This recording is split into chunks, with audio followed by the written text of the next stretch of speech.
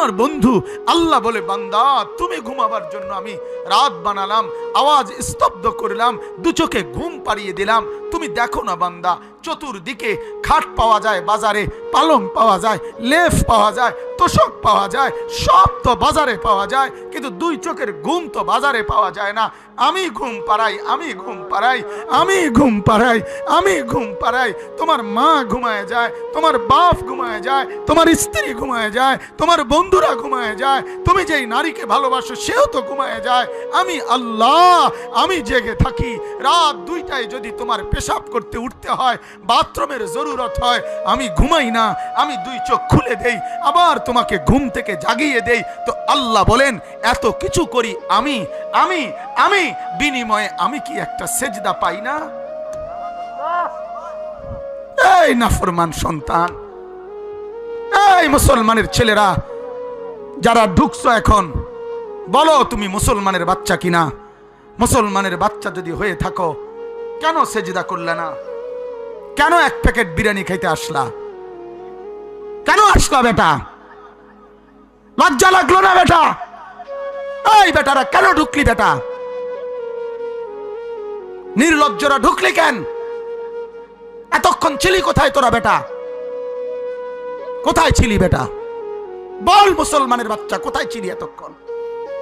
তোমার বাপ মুসলমান, তোমার মা মুসলমান, আল্লাহর কথা এতক্ষণ ধরে হচ্ছে, কোরআনের কথা হইতেছে, ওয়াজ আর মাহফিল হইতেছে, কেন আসলা না? ঘুমের থেকে তো উঠে আসো নাই, চেহারা তো বোঝা যায় সজাগ। ছিলা কোথায় এতক্ষণ? এই নাফরমান, কই ছিলা? কেন আল্লাহকে নারাজ করছো? কেন বলো? কেন মোবাইলে উলঙ্গ ছবি দেখো? কেন অশ্লীল ছবি দেখো? কেন মালিককে নারাজ করো? এই বেটা, মালিককে নারাজ করে ফেরাউন শান্তি পায় নাই, মালিককে নারাজ করে নমরুদ শান্তি পায় নাই, মালিককে নারাজ করে কারুন শান্তি পায় নাই, মালিককে নারাজ করে আব্রাহা শান্তি পায় নাই, মালিককে নারাজ করে আবু জাহেল শান্তি পায় নাই। পৃথিবীর সবচেয়ে ক্ষমতাধর ব্যক্তিও আল্লাহকে নারাজ করে টিকে নাই। তুই টিকবি কেমনে বেল? এই বেটা, তুই টিকবি কেন? অচিরেই দেখবি বাপ, আমার নাম মনে রাখিস, অচিরেই বলে গেলাম,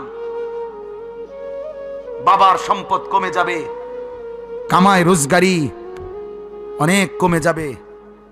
অচিরেই অচিরেই খোদার কসম,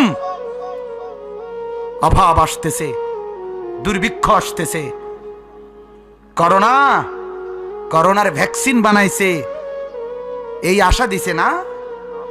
হ্যাঁ, করোনার ভ্যাকসিন আসলেই সব সমস্যার সমাধান হয়ে যাবে না? আরে করোনার ভ্যাকসিন দিলে করোনা যদি নিয়ন্ত্রণ হয়, তো করোনার মালিক নিয়ন্ত্রণ হবে কিভাবে?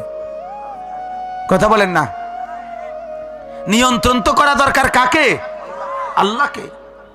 আল্লাহ তাআলা বলছে, এই নাফরমান, তোরা একবার খবর নে, ফেরাউনকে আমি পানিতে ডুবাইয়া মারছি, নমরুদকে আমি মশা দিয়ে মারছি, নমরুদকে আমি মশার কামড়ে মারছি, আব্রাহা বাদশাকে আমি পাখির মাথায় পাথর ফেলে মারছি, আমি লূত আলাইহিস সালামের অবাধ্য জাতিকে জমিন উল্টাইয়া মারছি, হুদ আলাইহিস সালামের অবাধ্য জাতিকে ঝড়ো বাতাস দিয়ে মারছি, আর আমি এক একজনকে সামুদ জাতিকে বিকট চিৎকার দিয়ে মারছি ফেরেশতার।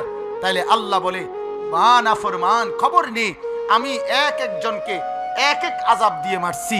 আমি ফেরাউনকে যেমনে মারছি, নমরুদকে ওইভাবে মারি নাই, নমরুদকে যেভাবে মারছি, কারুনকে ওইভাবে মারি নাই, কারুনকে যেভাবে মারছি, আব্রাহাকে ওইভাবে মারি নাই, আব্রাহাকে যেভাবে মারছি, সাদ্দাতকে এভাবে মারি নাই। তাইলে আমার কাছে করোনা ছাড়াও আরো আযাব আছে, আরো আযাব আছে। করোনার ভ্যাকসিন দিলে হবে না, আমাকে নিয়ন্ত্রণ করতে হবে, আমাকে ঠেকাইতে হবে, আমারে সরাই দিতে হবে, আমাকে পৃথিবী থেকে নিশ্চিহ্ন করে দিতে হবে।